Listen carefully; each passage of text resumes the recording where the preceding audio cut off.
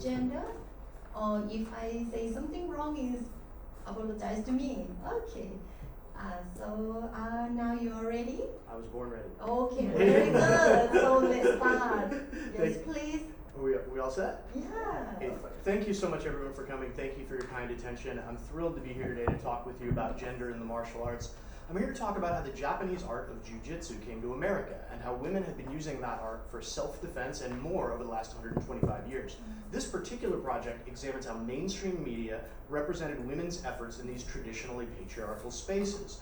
First, a little bit of prologue. News coverage in these earliest years, from Jiu-Jitsu's arrival in 1900 until the departure of the first wave of instructors in 1906, can tell us a lot about how gender and the martial arts were portrayed. Fueled by press coverage and interest from President Theodore Roosevelt, who you can see there on the left, Jiu-Jitsu grew into a national phenomenon. It made front-page news all across the country with thousands of stories describing it in such terms as craze or fad. It might seem hard to believe, but Jiu-Jitsu has transformed American social life and culture from gender to economics and even politics. If that seems far-fetched, consider today, the influence of this martial art is stronger than ever. After decades of being effectively dormant in the United States, Jiu-Jitsu came back with a vengeance in the 1990s. On the right, you see Jiu-Jitsu practitioner Royce Gracie, who launched a martial arts revolution by winning the first few Ultimate Fighting Championships, also known today as the UFC. He won against much larger opponents, which set the stage for Jiu-Jitsu in America. Today, the mixed martial arts industry is a multi-billion-dollar business, and in 2026, the UFC, which is the fight promotion the Gracie family started, will hold an event at the US White House to mark the nation's 250th anniversary.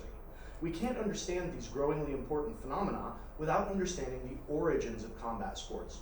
So to understand how we got here, this research examined press portrayals of Jiu-Jitsu in both the earliest period and in the modern era. This led to some research questions about how media coverage depicted gender among Jiu-Jitsu and its practitioners. This research examines both the similarities and differences in mainstream news coverage over distinct areas.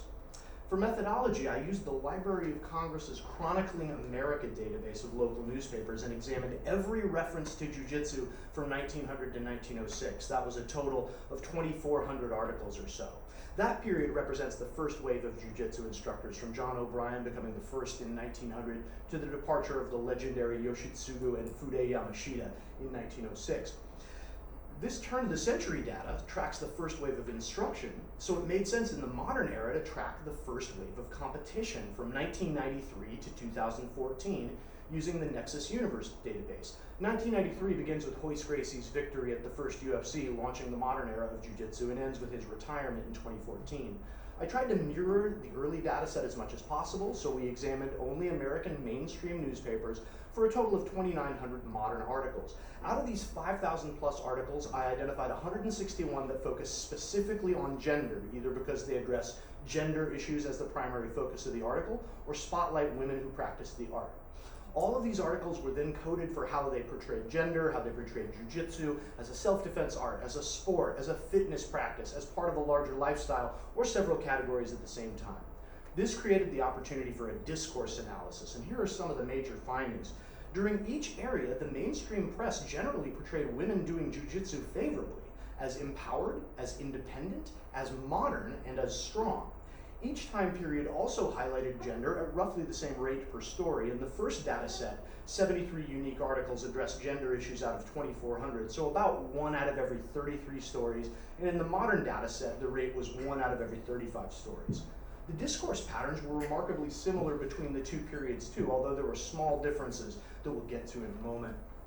Our story begins in 1900. John O'Brien came back to the United States from Japan, where he had learned Jiu-Jitsu as a police officer.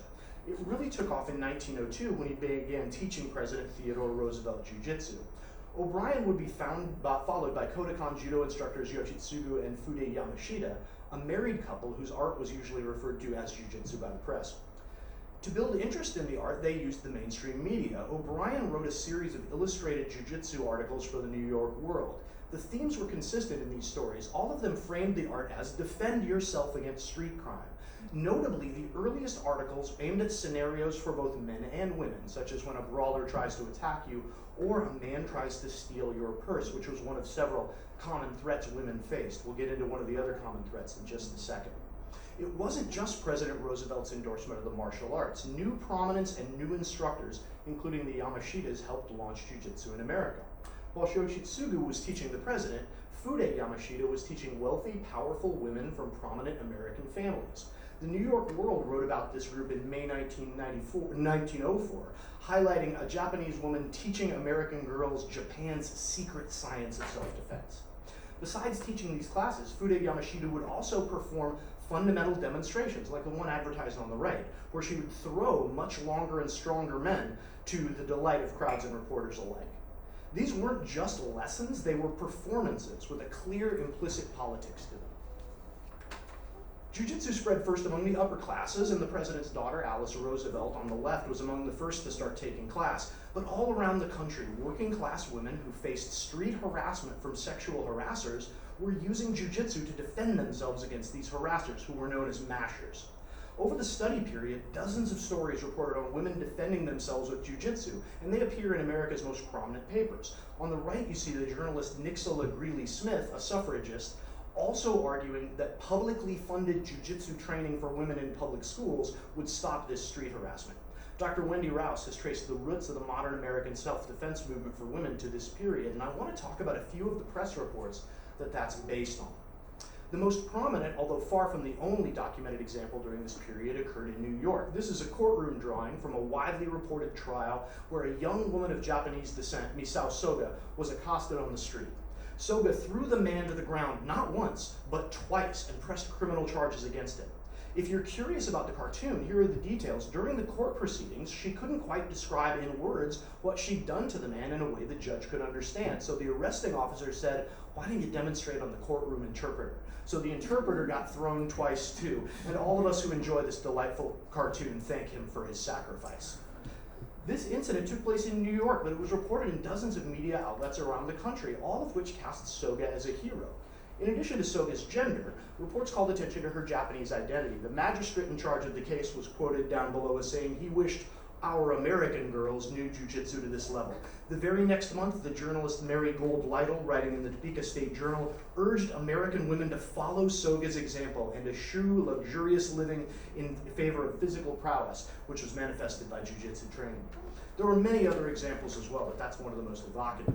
It is striking how generally positive these portrayals of women using Jiu-Jitsu for self-defense from this period are, and that's true even of newspapers that long for so-called traditional gender roles. This is a great example from the St. Paul Globe. Of course, there is something repellent in the thought of the gentler sex engaging in fistic combat, they wrote in 1905. But the Jiu-Jitsu is scientific and sure, and the claim is made that it is also graceful. Surely there is nothing objectionable, therefore, in the modern woman acquiring this method and dealing with oglers as they deserve. The strenuous times deserve a more strenuous type. This framed the Jiu-Jitsu practitioner as a modern and independent woman, and remember, this was 1905. The same framing would show up 100 years later as well. But as the awareness of Jiu-Jitsu expanded, stories began framing it not just as a self-defense art, but as a physical practice for fitness and health.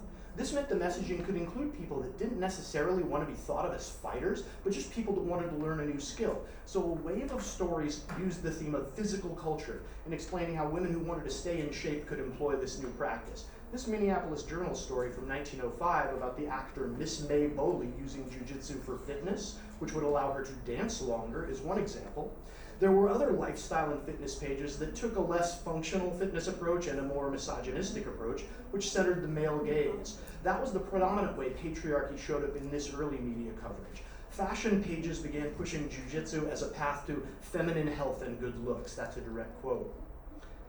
So typically, modern media depictions portray fighting arts as a fighting practice that people do for self-defense. This was certainly true when Jiu-Jitsu rocketed back to prominence in 1993 with Royce Gracie's Ultimate Fighting Championship wins. But during this period too, there was a lack of discursive resistance to women training. Much like their counterparts from 100 years prior, female martial artists were able to define themselves as modern, independent, and strong in news reports.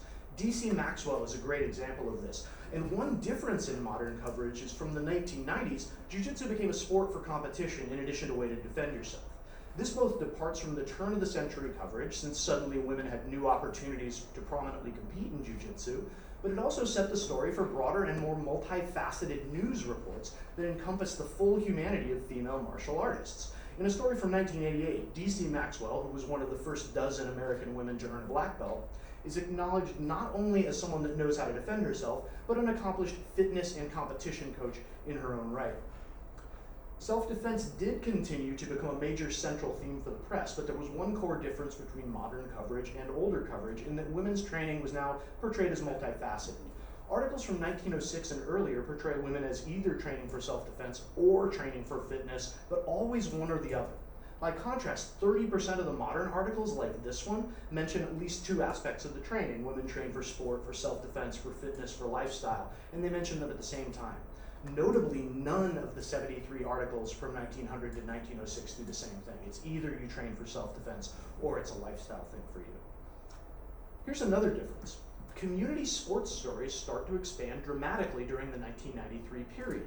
We see regional papers starting to report on jiu-jitsu tournaments the way they would report on tennis or rugby or wrestling competitions. And although these type of stories highlight athletic contests, this story is indicative of a larger trend. Press reports are more likely to acknowledge multiple reasons that women train martial arts and acknowledge that even a sport jiu-jitsu world champion has more than one aspect to it. Stories in the modern era are also dramatically more likely to include discussions of multiple conceptual categories, for example, discussions of masculinity and gender identity.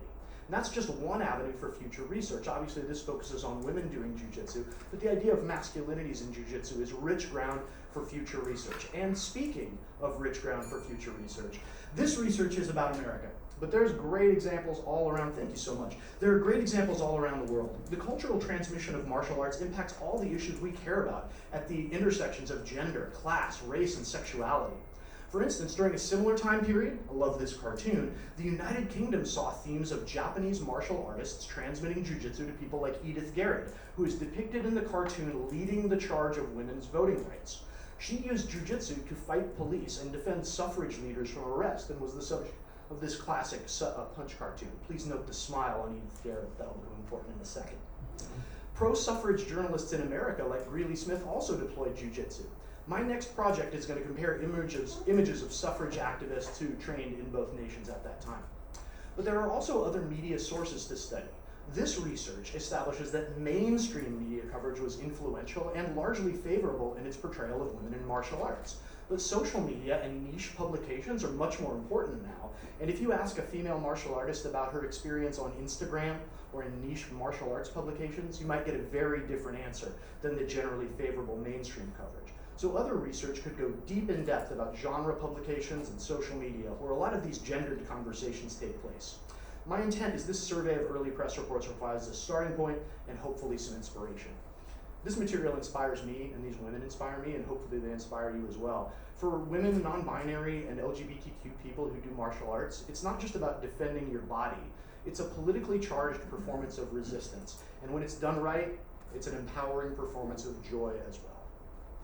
Thank you all for being here. I really appreciate it. I'd be thrilled to take questions whenever it's appropriate. Thank you for wonderful presentation. Thank you so much. Okay, so any question from the floor?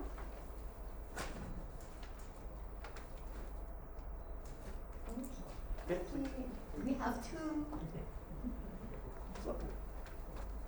A very interesting and wonderful presentation. I was wondering, you have done the content analysis of more than 2,000 articles, right? Yeah. So I'm interested to know how you did it, the procedure. And the follow-up question is, did you find any antithesis to this? Like there might be some controversial or antithesis to this notion. Yeah. Great question. Thank you so much. The first one is much simpler to answer. So what I did was, every article that referenced jiu-jitsu, I read them all. Some of which I was able to discard as offhanded references, like using jiu-jitsu as a metaphor. He used political jiu-jitsu, for example, where it's not talking about jiu-jitsu. But I read them all. The ones that were germane were coded and tagged with such terms as gender, self-defense, fitness. All these, disability is another aspect I'm really interested in. So all the research was tagged in a database. Then I cross-referenced those to compare, and so I was sure I was comparing apples to apples. in terms of the counter argument, the antithesis that you ask about, surprisingly, in the mainstream media, there was very little outright misogyny. Like, I expected to find tons of misogyny, and it was there, right? There was this, women are the fairer, gentler sex, and things like that are kind of sexist or patriarchal tropes.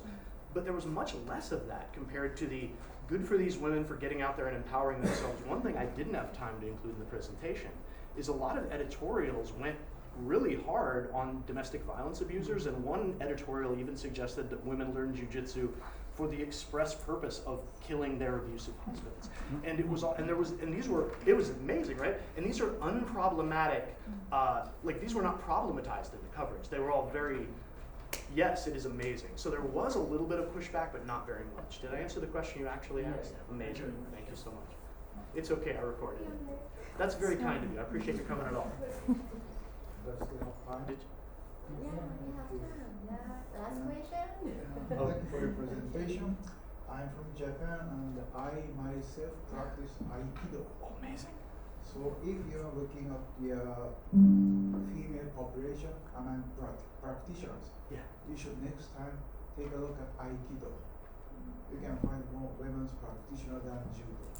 This is an incredible, thank you so much for that comment. I would love to talk to you more. I'm extremely interested about Morihei Ueshiba's relationship with Jigoro Kano at the time and the different political slants that those guys took, but I'm super interested in female practitioners. I know a lot of American women who train Aikido, not as many Japanese, so I would love to interview more of those. But and just for the record, I didn't include this in the first few of the research thing, but obviously this is about Jiu-Jitsu, which grew out of Jiu-Jitsu, right, and became Judo and such like that. But I'm really interested in other martial arts as well, and the cultural transmission and how they go from one nation to another. Thank you for being here, and thank you for your comment.